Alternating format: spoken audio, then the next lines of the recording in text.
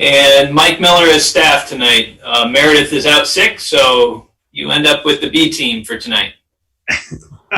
And Steve Everett here. Is Liz present or is she not here? Make it. Steve, she sent an email that she was not coming. No Liz and no Hannah. Okay, that's fine. I will let Mike give the staff review of remote meeting procedures. Okay, well, I will quickly read through the staff overview. Due to the state of emergency declared by Governor Scott as a result of the COVID-19 pandemic, the Design Review Committee is authorized to meet electronically.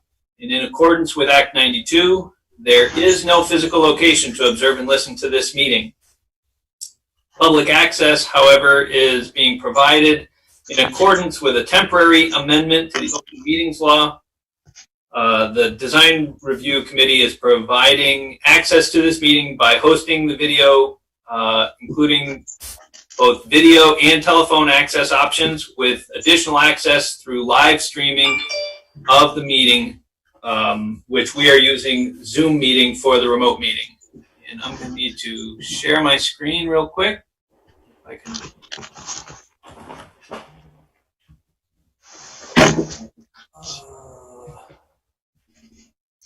Oh, I gotta open I have to open her email. She sent it through an email.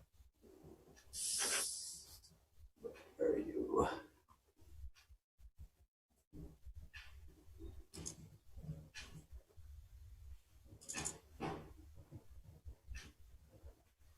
And now I can share. Nope. One more.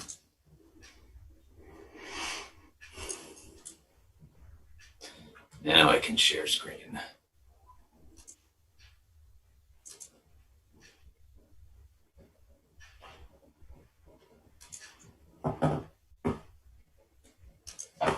So now I can go through and mention that anyone who is viewing this on ORCA, so all members of the Design Review Committee have the ability to communicate at the same time during this meeting through this platform, and the public has access to listen and, if desired, participate in this meeting by real time by joining the Zoom meeting at this address, which you can also get by going online to the city website and going to the agendas, and this link is also provided, or by calling in at this number here.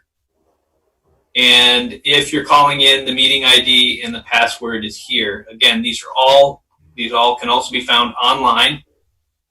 And I'll leave this up for a few minutes. We previously gave notice of public of the necessary information for accessing this meeting, including how to access this meeting using telephone or video. It's posted in the agenda, and the instructions have also been provided on the city's website, which is shown here. If you have any problems accessing this meeting, please email me, Mike Miller, mmiller@montpelier-vt.org. Or if you have difficulties while accessing the video, you can also contact me through the chat function. We generally have 2 people, usually monitoring, so I will be trying to do both assistance with the meeting as well as following the chat, so please be patient with me on that. And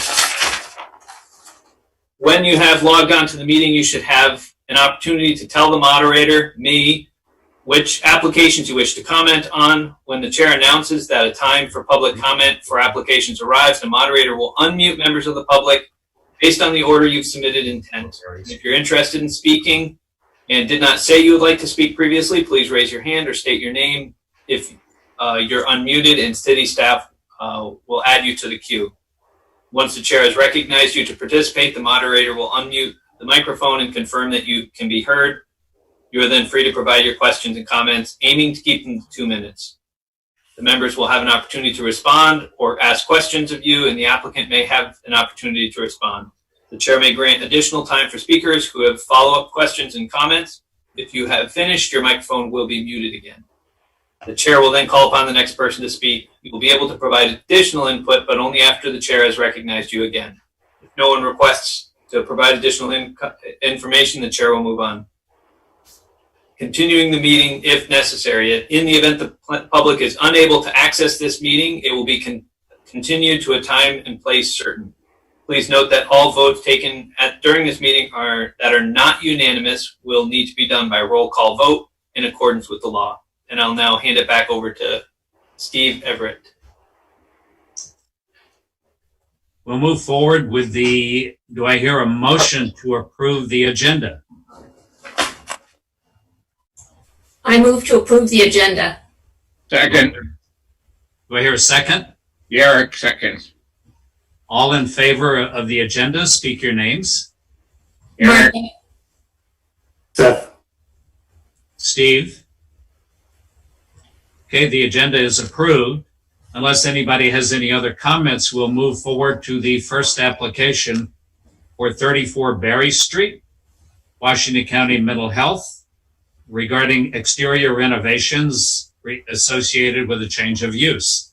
Is there someone from Washington County or a representative who can explain the application? Michael Curtis from Washington County. Jay sent an email to city staff. I'd like to defer to him to go ahead and talk. Okay, so we're the architects on it. Michael Beatty from our office is also on. We'll be screen sharing exhibits. Michael, I thought it might first be just you give like a paragraph or two of just to what you see the building being used for and what it provides for your services. Okay, thank you. So Washington County Mental Health currently operates a day program for people with serious and persistent mental illnesses. That's at 157 Berry. It's in a very old house that has limited accessibility, old steep staircases, has a food shelf in it that's on the 3rd floor. Many of the clients can't get up to it. We've been looking for an accessible space to move that. So that's what we propose to do with what we refer to as the middle section of the of 34 Berry Street. The front section, we propose to house therapists who will be serving youth and young adults in an intensive outpatient program, which is a form of therapy that's typically used for kids with significant needs. We're hoping that in the rear section, we can convert that to an accessible apartment that we could make available to the same client group as would be served in the middle section. So adults with severe and persistent mental illness. Okay, so we looked at the building with them. I think that Washington County found that this existing brick building, I think from the 40s, to be sort of rather stark and devoid of detail. And we're interested in somewhat of a stronger presence. They needed to provide, as Michael said, accessibility to the 3 sections of the building. The forward section is raised, so we would be looking at a ramp there, which will be a concrete ramp with railing. And then on the site, there will also be some handicap parking spaces, 2 van accessible and 1 automobile, 1 for the front area and 2 for the side. Part of providing for the ramp was going to need a larger landing at the top of the ramp, as well as a canopy to provide some cover. Currently, the forms have a curve to them, a little bit of, as was noted by one of the members of Washington County, almost sort of a bit of a deco flavor. And they thought about perhaps that we might sort of play upon that concept. And so that's kind of what we took as a little bit of a lead in looking at how we might add some interest to it. Why don't Mike Beatty, if you can screen share our exhibits.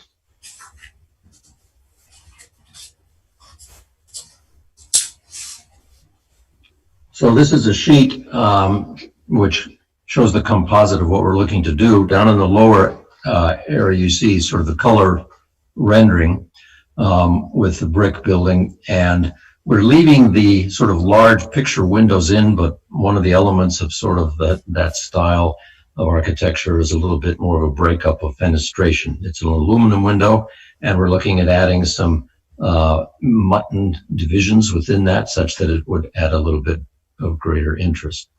We're also looking at adding some banding, which was sort of a part of that period, and there are, which later we can show you, there's some precedent for some of this type of treatment on Berry Street, which is a rather eclectic combination of architecture. So we would be adding this banding, which you see, as well as the sort of larger canopy overhang and the railing of the ramp. The building really needs a new roof. It doesn't have any insulation, so we're going to be insulating the roof, which will also give us an opportunity for a little larger and wider cornice at the top. Then in the front of the building is the brick, and we're basically going to leave the brick as is. As we move around to the side, now we're on that, you can, so he's drawing to the front. Now this is sort of the west side where Mike's hand is, which is all block, and that is painted kind of a light, almost cream yellow color, and we're basically going to look at leaving that. We would be adding some new windows and of a combination of sort of fixed and awning, and again, trying to sort of respond to that style a little bit. There would also be some of these areas of banding which would be attached to the building.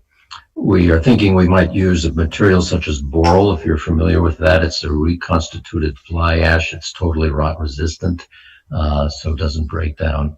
And we would likely color that sort of a light gray, similar to the foundations on the building, so it would sort of respond to that material precedent.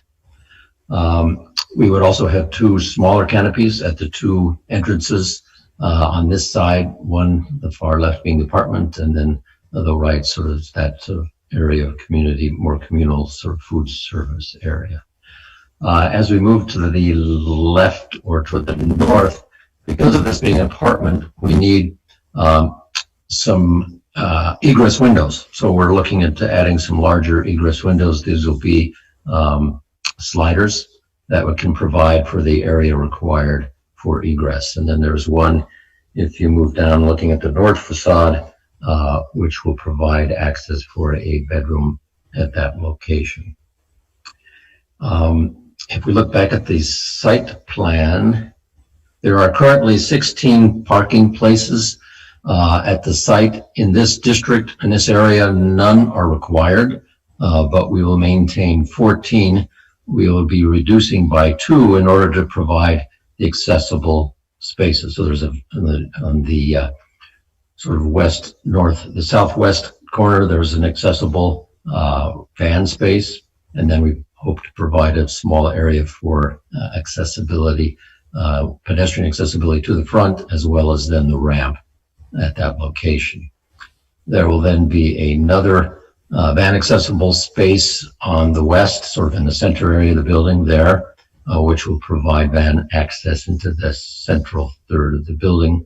And then finally, a automobile accessible space at the further south end, which provides access to the door that will go into the apartment.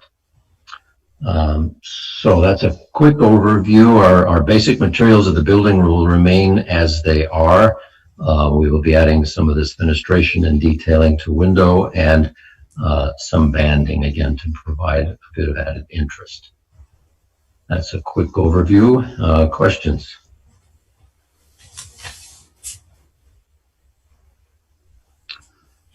Maybe one thing I'll show you, looking at one of the things you look at is sort of context. We have a few exhibits we can show you that on Berry Street. Oh, let's see the existing. Should we look at the existing images first, Mike?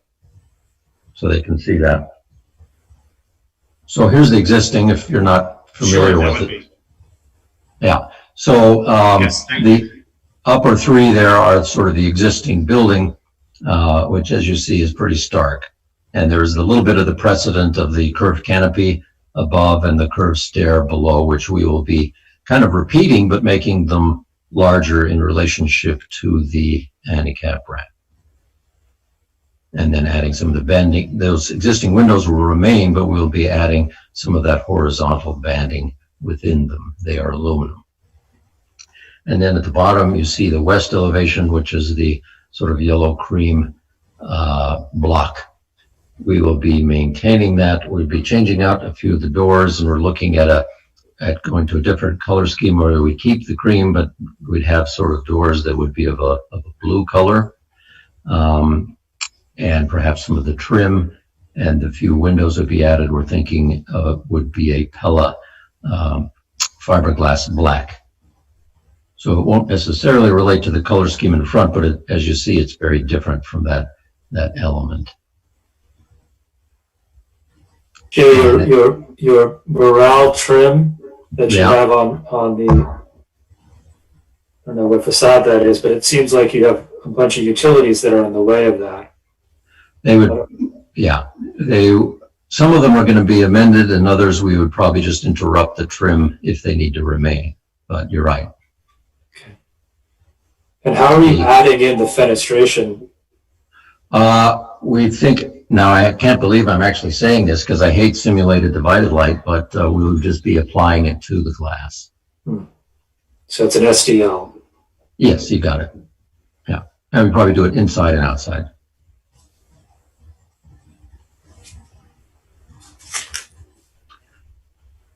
Mike, why don't we look at maybe just, there isn't really a close contextual precedent, but there's certainly other brick buildings on the block, two down.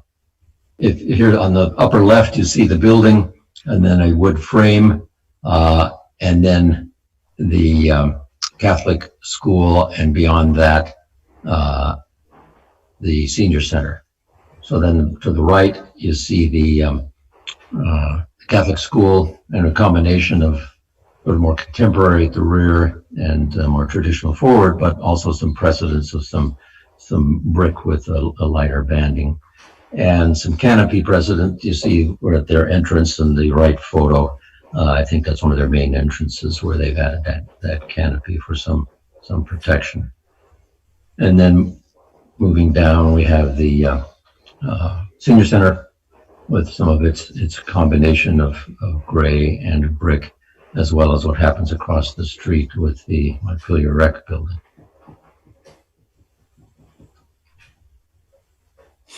Are you matching is the intention to match the design of the existing canopy over to the side? Well, it'll be more or less, yes, and that it is a straight side and then a curve, so we will be doing sort of that again, but larger. You can see, I think, if you go back to our exhibit, no,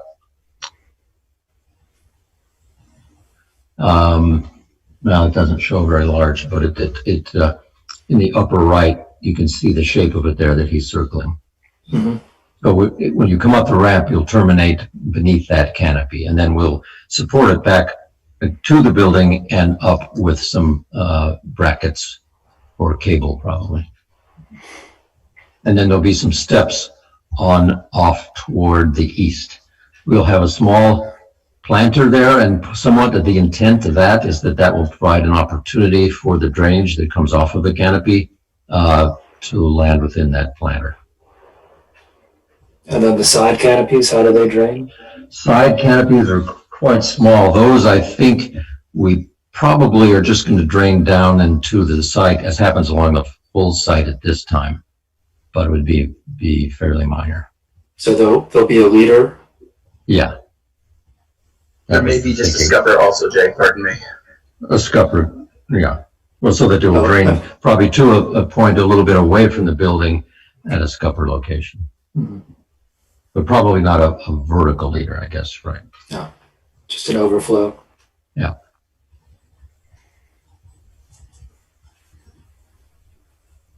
Is this a flat roof, Jay? It is basically a flat roof, an interior drain. Yeah. And your intention is to keep it as a flat roof? Yep. Yeah, it'll be a flat roof, interior drain. We are adding insulation. Mm-hmm. both probably some inside and out, as there isn't much there now. It has a partial basement, which is concrete, so there's quite a fire separation between those levels. We'll also be adding fire separation between the first, the middle, and the rear section. But basically keeping the brick. We had looked at, some precedent of buildings of this treatment, and more often than not, they've been painted or have a treatment upon them, which might have been in some ways more interesting, but we thought we should retain, well, here's some of the things we had looked at, but that we should retain the brick and not change that. Jay, Eric. Yeah. Going back, is this building listed on the National Register as a contributing? It's originally when Vermont did its review of historic buildings in Montpelier, it was identified and considered to be a non-contributing structure. In a later round of those, they did consider it contributing. But it's not like individually listed per se. No, but it's in the district. I should have looked that up, but I didn't. I guess my comment is this, and you can respond to it. I think one of the character-defining features of that building is its starkness. I mean, it's a brick wall, 4 brick walls with some windows in it, and you're proposing to change that quite a bit with the banding and the cornice and adding dividers in the window. I haven't come to a conclusion exactly how I feel about that. Yeah. Well, you're right. I mean, I guess I'd call it non-character defining in its current. It's so stark. And I think, again, in some of those images we looked at, we thought about, well, could we actually coat it or treat it and make it sort of more of a strong statement of something else, but felt we should. So I think it's pretty obvious. You can see, in effect, the original building and its brick and its treatment, and respect that. But I don't know that we sort of damage that integrity. It certainly is going to change it. You're right. But I don't know that what it is or was is not recognizable. Jay, this is Steve. When was the building originally built? It was late, let's see, late 40s, I believe. Mike, do you remember that date? I believe it was 1947. Yeah. They and just Eric, from a procedural standpoint, they aren't taking any state or federal monies where 106 comes into play. Okay, well, I try not to mix 106 and design review. I understand, but just as background. Any lighting going in? Just at the canopies, and we've submitted those, and they're all, I believe, less than 1,000 lumens as per the requirement. So there's really none lighting on the building other than light at the canopies for the entrances. And signs? Probably will be, but not determined at this point. I think, Mike, I assume you'll have a sign, but hasn't really been conceptually developed. I think the changes you're doing in regard to the building's functionality are just fine on the back section. Changing doors and windows, which makes it a functional building for its for the new use. I think that, and I understand a bit of the cornice. Is that going to give you a little bit more height in terms of getting away from the flat roof, or is that an issue? Well, it will, because we'll be adding insulation, it is going to be taller than what might just simply be a drip edge at the moment.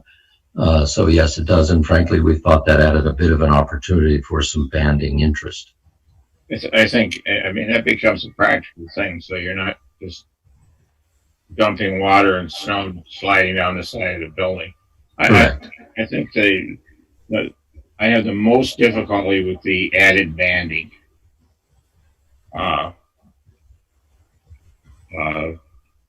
I think that takes away significantly from the starkness of the building. And that was the interest and intent from the owner. I know, and Yeah. I'm a little bit conflicted with it. I would certainly prefer that the banding be not installed. It changes the character of the building quite a bit. The cornice doesn't really change it. Right. Do any of the other committee members have any input or opinions about the banding? Yeah, the banding could be removed conceivably, right? Fairly easily, Yeah. if it had to be in the It future. wouldn't have to be permanent. We could do it like on the standoff we talked about, so that there's not a moisture issue. Also, for Right. I like the banding. I think it does give you some character.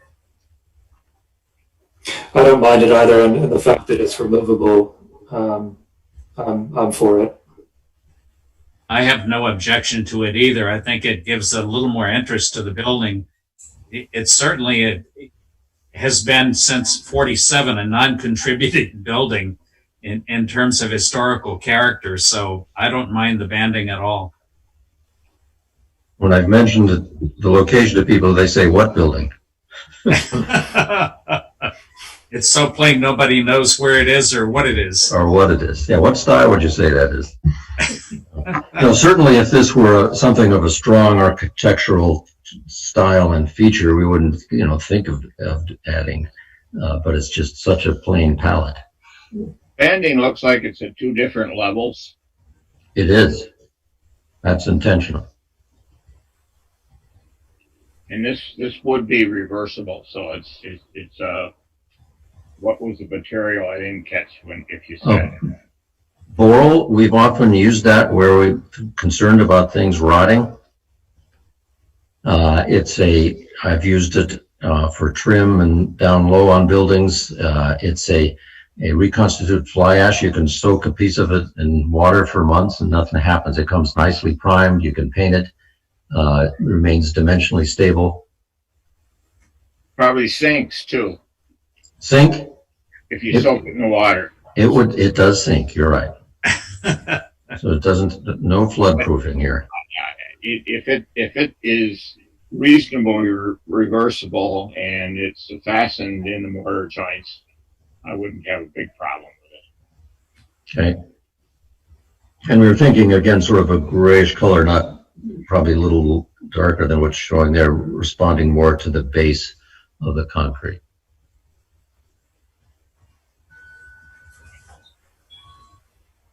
Does anyone else on the committee have any questions, comments, or suggestions at this point? I would be curious as how the signage interplays with the facade. Now, I don't know, Michael Curtis, do you have any thoughts on what you might be thinking? We have a standard sign that we use. It looks similar to the logo down there, but I was told that they're going to do something different, and I don't think there'll be any signage along the sides. All that said, they don't let me make any decision about aesthetics, so don't take anything I say with anything other than a big grain of salt. We know that for that, we've got to come back before you. I only ask because it may alter the banding if Yeah, it's in the that's field. possible. Right, whether it would be in between above the canopy or off to a side, something that wouldn't compete.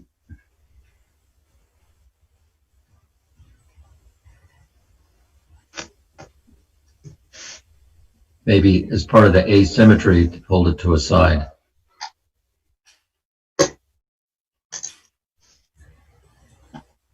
Yeah. Now, your drawing shows the back section as sort of a gray or concrete color, but No, it's it's really yellow, more, right? it's more of the yellow, yeah. And that's the intention. Is to If have they yellow. want it, is to leave that as is, that color. Okay. I think That was that's the- also- Jay, that was the preference that was most recently discussed. Is the feelings we got from the owners that they wouldn't want to stray too far from what's there now, except maybe change the green accents, the green and gray, to something a little more blue, like a dark blue, to more closely relate to their logo in the corner here. This is very light, but instead of a dark green or gray, maybe edge towards a blue hue slightly.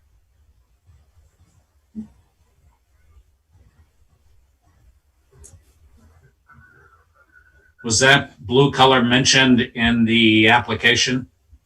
Yes, and I think, Steve, one of the things we tried to do is when we were looking at door cuts, Therma-Tru makes a factory door, and you pardon the screen color, I don't know what color you're actually seeing here, but it would be a very deep color. As you saw now in the photos, you can see there's a little bit of green hue in the doors and the trim on the existing building that we would just hedge that towards the blue tones. a little darker than Seth's shirt.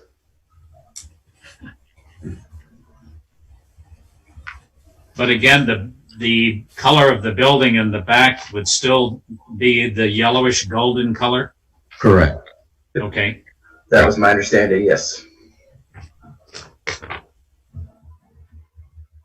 And there would also be a deeper cornice there with the insulation that will be added.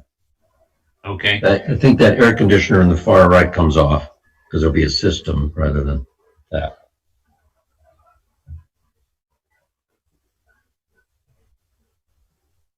Anyone have any additional questions, comments?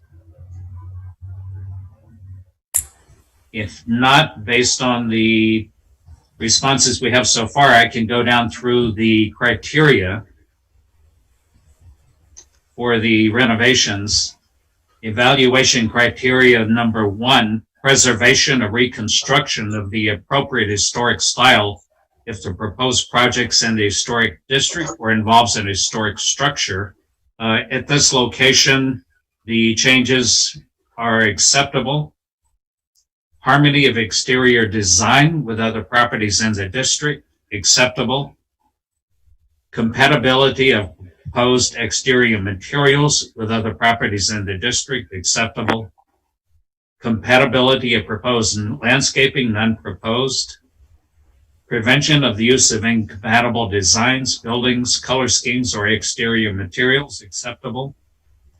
Location and appearance of all utilities, acceptable. Recognition of and respect for view corridors and significant vistas, including gateway views of the city and State House, acceptable. All in favor of the application, speak your names. Martha, I'm a yes. Seth, yes. Could we also note that we're recommending standoffs on the boral trim? Okay. I'll put that in the recommendation section. Eric?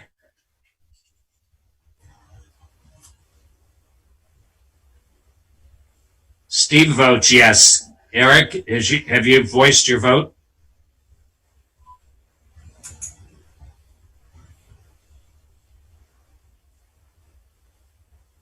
I had to unmute myself.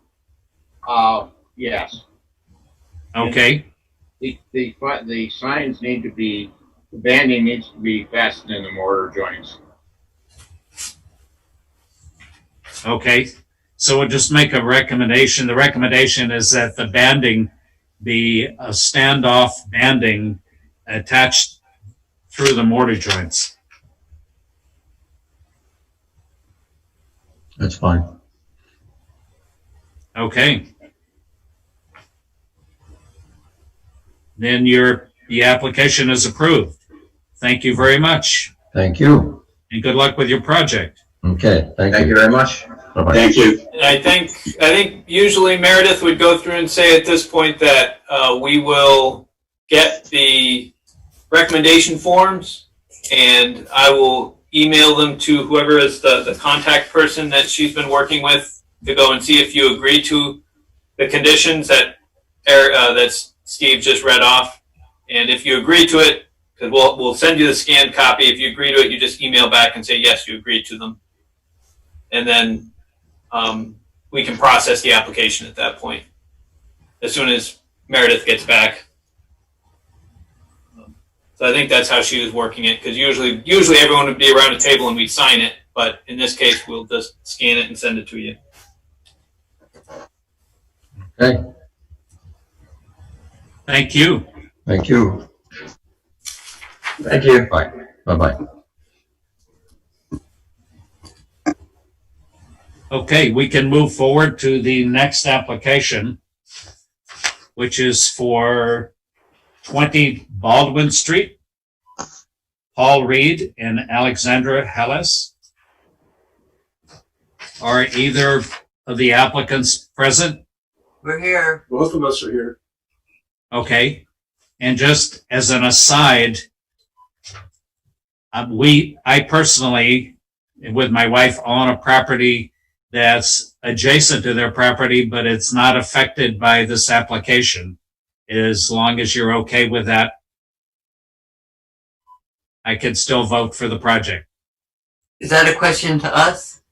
Yes, I'm just making sure that you're okay with me participating. Yeah, I mean, you've participated in all the other hearings that we've had on this building. Yes, but I just need to ask to make sure that it's appropriate in this case. And again, I'm fine with it. I just wanted to get your Okay. approval. Okay. Okay. Go ahead and describe your application for us. We would like to have a 48-foot box panel wood fence, 8 feet tall with the top 2 feet open, installed on our side of the lot line between us and the Vermont Land Trust property in order to provide a screen for their parking lot, because all the vegetative screens they have put in place so far have failed.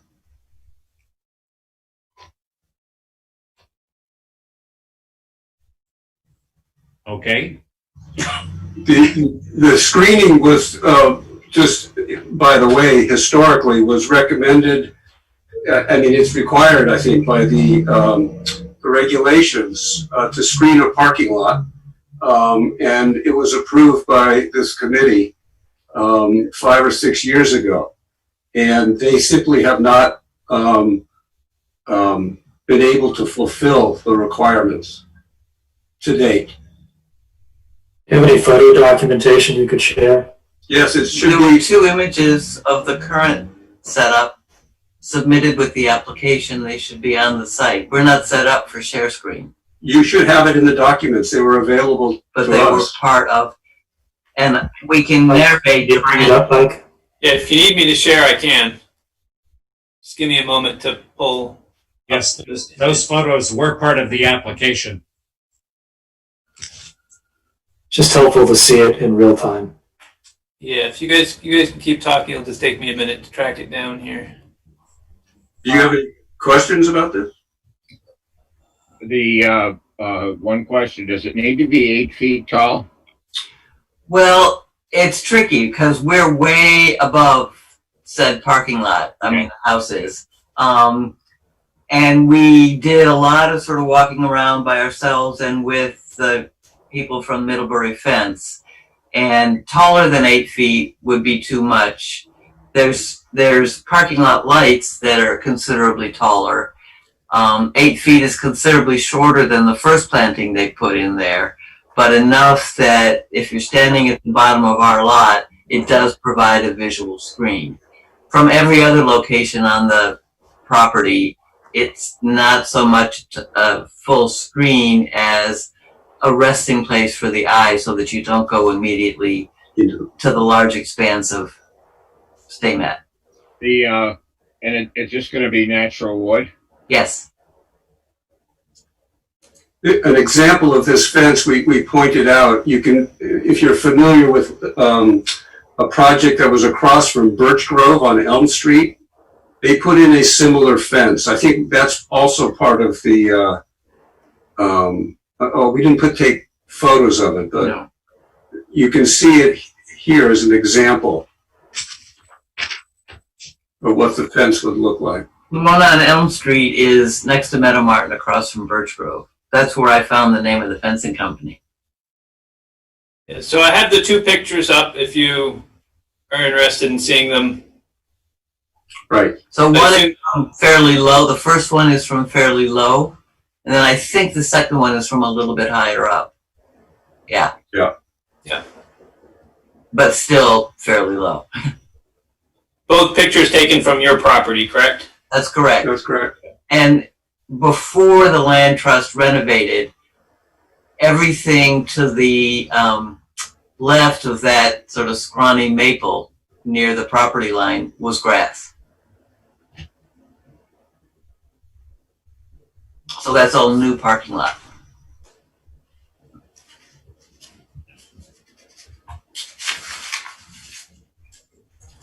I'm going to follow up on Eric's question about the height of the fence. I know that the rules say that the side or backyard should be, the highest should be 6 feet.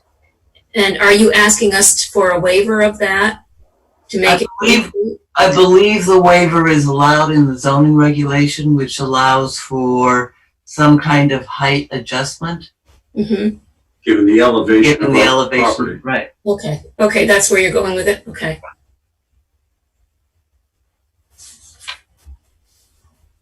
And just for the record, we've been in communication with the land trust about it. They have no issues.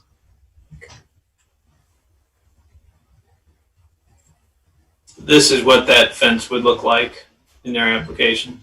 Roughly, although when I discussed it with the fellow who came out, we talked about it's a fairly flat piece of terrain. I mean, as flat as you get on this site. And rather than stepping it to adjust for the terrain, we talked about making it a flat top, as it were, and picking up the terrain issues on the lower part, in the posts, where the panel's set in relation to the post, because it's only like 8 inches over the 48 feet or something.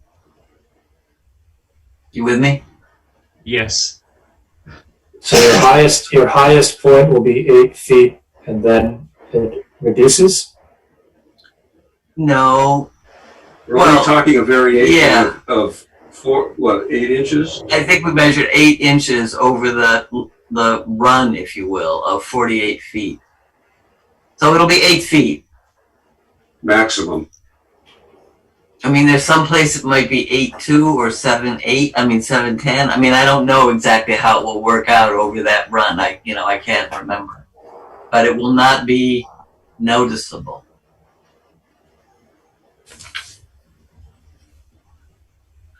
Given the elevation difference between the parking lot and your yard and your house, I think that seems pretty reasonable.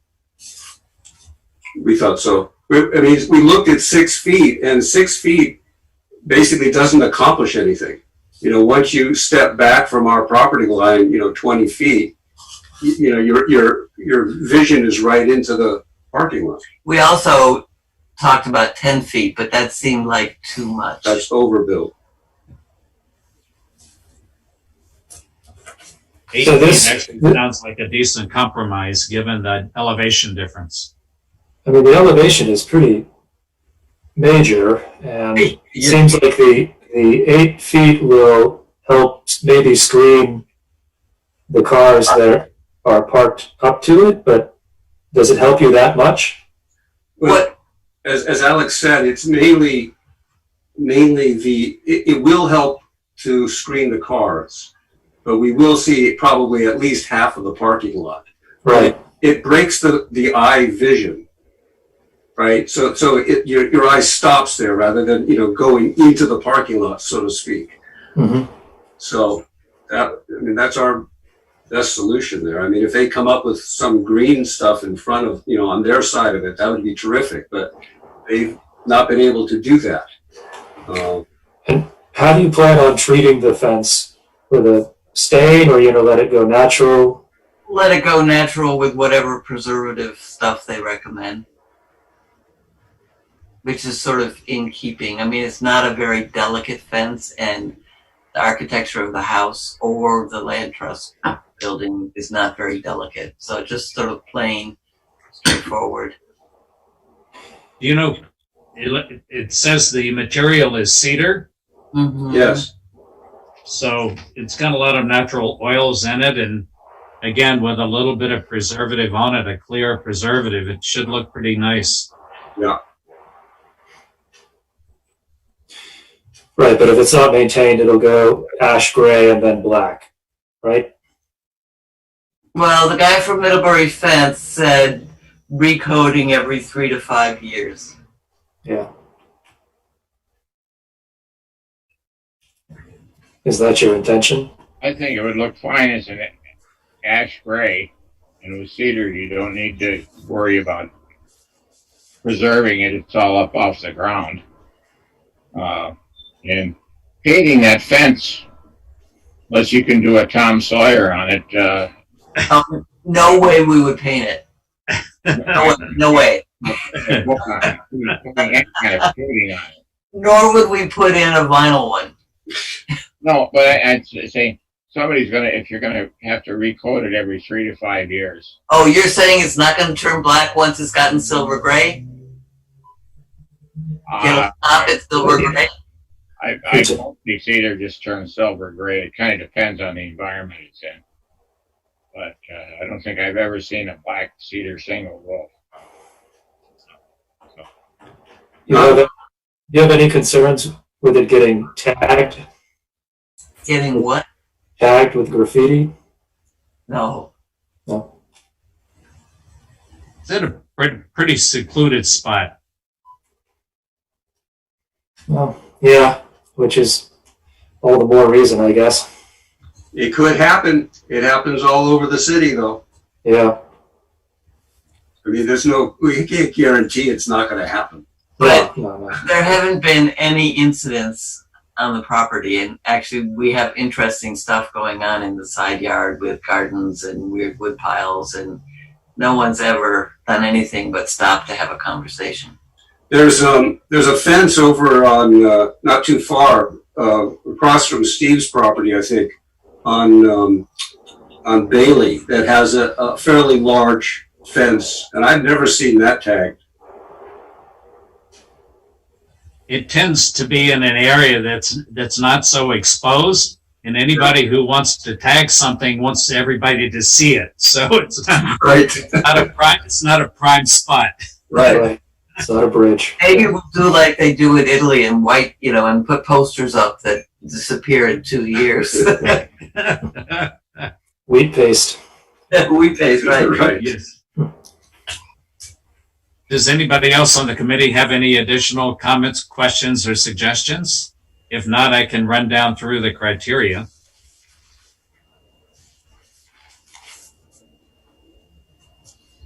Okay, the criteria, number 1, preservation and reconstruction of the appropriate historic style if the proposed project's in the historic district or involves an historic structure, acceptable. Harmony of exterior design with other properties in the district, acceptable.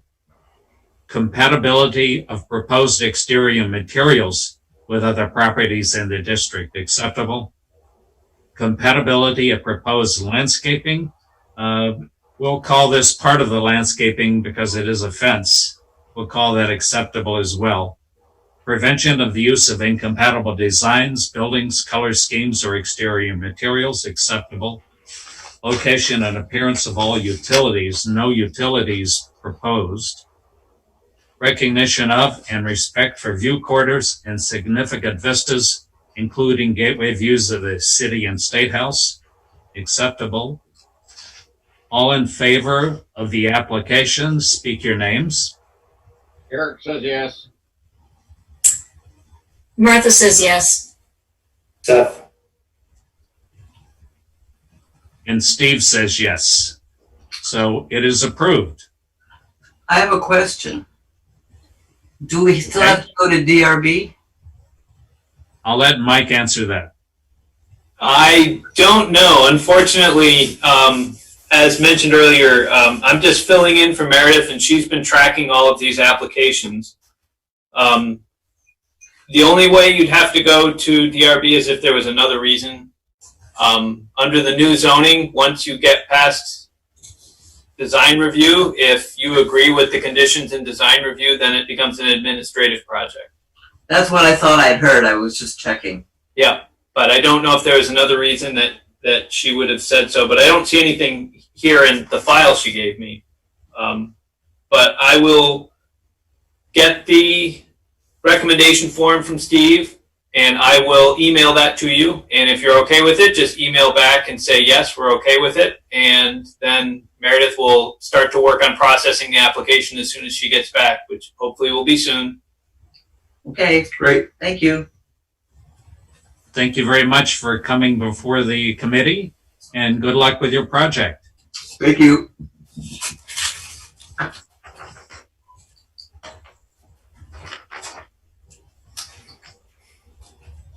Has everyone had a chance to look at the minutes from July the 6th? Yes. Any questions, comments, or revisions necessary? Not that I saw, Steve. Seth or Eric? Motion to approve. Nothing. Did someone second? I'll second it. And everyone in favor, speak your name. Eric, Martha. Seth. Steve. So the minutes are approved. Does anyone have any other business to discuss? upper. Okay. Out on the porch, Eric? Wait, So where do we show up for dinner at your house? oh, don't come here. So our next meeting is August the 3rd. And unless anybody has anything else, do I hear a motion to adjourn? I move to adjourn. Second, Again, everyone speak your name. Who's in favor? Martha? Seth. Steve?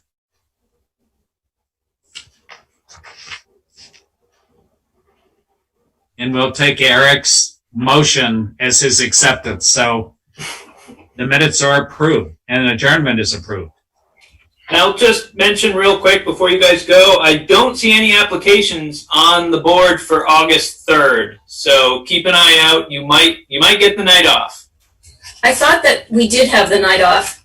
I remember Meredith saying there was just going to be one on the 17th in August. Yeah, Right. so it's possible. I just took a quick look at the board because I know there was one meeting she was talking about, and I remember if it was DRB or DRC, that was not going to have a meeting. So I think you're getting the next meeting off on the 3rd. Okay. Okay. Thank you, Mike. Thanks, Mike. Thank you. Have a great night. You too. Bye-bye. Okay, goodbye.